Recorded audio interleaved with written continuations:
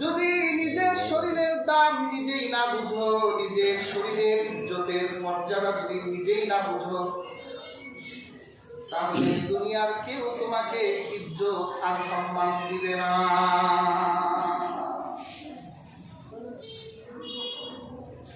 যৌবনের হাওয়ায় আসক্ত হয়ে নিজের ইজ্জত আর সম্ভ্রমের কথা যদি তুমি ভুলে যাও, তাহলে দুষ্ট ছেলেরা শিয়াল আর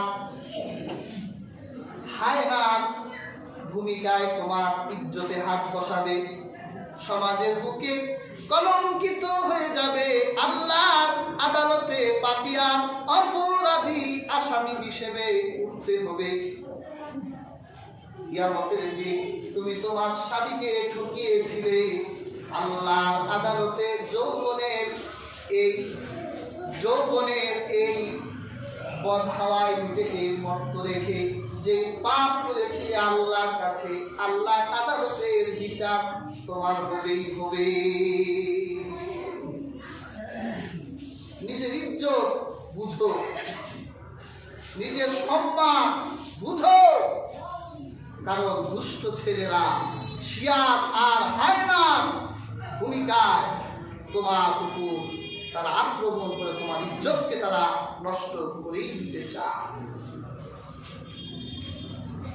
আর ইসলামে একটা নারীর কি মর্যাদা দিয়েছে, একটা নারীর শরীরে কি দাম দিয়েছে। যদি আপনি কোন নারীকে আপনার সাথে ফিজিক্যাল রিলেশন হালাল করতে চান, তাহলে আল্লাহ পাক কুরআনে নাযিল করেছেন, ফানকিহু মা তাবা লাকুম মিনান নিসা মাসনা ওয়া সুলাসা ওয়া রুবা ফাইন খিফতুম আল্লা তা'দিলু ফাওয়াহিদাহ। আল্লাহ বলে, তাহলে তোমরা বিবাহের মতো হালাল পদ্ধতি গ্রহণ করো, পছন্দ মতো 2, 3, 4 নারীকে তোমার ঘরে আনো।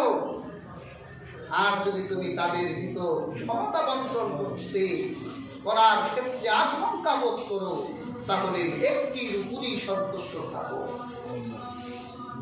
সেখানে আল্লাহ পাক একটা নারীর ইজ্জত, একটা নারীর সম্মানের কারণে আল্লাহ সম্মানী মহারানা দিলেন।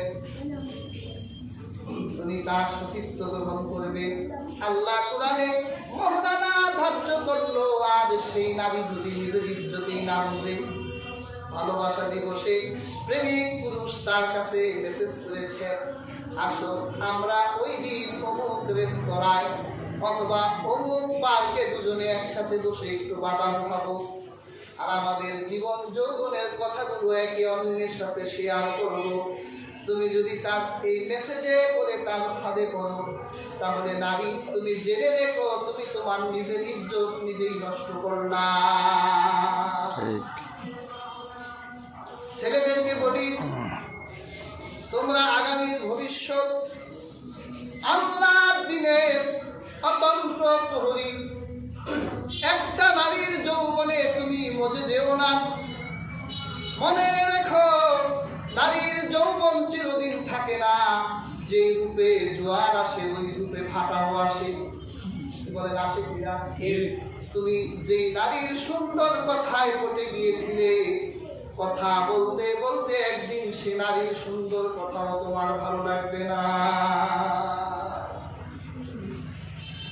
যে নারীর চেহারার দিকে ঘন্টার পর ঘন্টা তাকিয়ে থাকার প্রতিশ্রুতি দিয়েছিলে, একদিন দেখবা তার সেই রূপে এমন ভাটা পড়েছে, একটা মুহূর্ত আর তাকাই থাকতে মনে চায় না।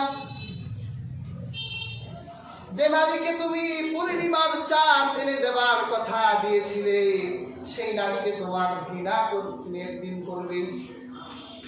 তুমি এমন নারীর প্রেমে আসক্ত হও যে নারীর যৌবনে কোনোদিন ভাটা পড়ে না। এমন নারীর যৌবনে আসক্ত হও যে কোনোদিন অসুস্থ হয় না।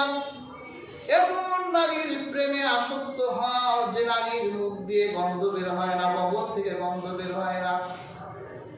বেহেশতের মেশকের বাগানে বড় হয়েছে, তসনিমের ঝর্ণার পানি খেয়েছে, কোনোদিন অসুস্থ হয় না, যার সৌন্দর্য কমে না, এরকম নারীর জন্য তুমি পাগল হয়ে যাও।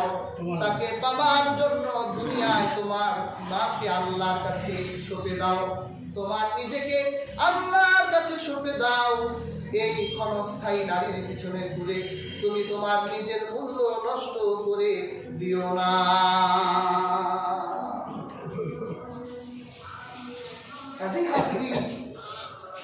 আমরা বিজাতীয় এই সংস্কৃতি থেকে নিজেদেরকে মুক্ত রাখতে হবে। বাচ্চাগুলোকে বুঝাতে হবে যে ভালোবাসা দিবস পালন করো না, কারণ তোমার ধর্মটাই হলো ভালোবাসার ধর্ম। যাদের ভালোবাসা বাবা ওরা বলি, কিন্তু তুমি একজন মুসলিম, তুমি বিজাতীয় সংস্কৃতি মানতে পারো না, তাদেরকে তুমি গ্রহণ করতে পারো না। পেয়ার হাজিরিন বলছিলাম, আমরা মুসলিম, আল্লাহ পাক আমাদের মাঝে যেই 4টি মাসকে মর্যাদাবান করলেন, আমরা এই 4 মাসের নামও জানি না। বিজাতীয় মাস, বিজাতীয় সংস্কৃতির পেছনে ঘুরি।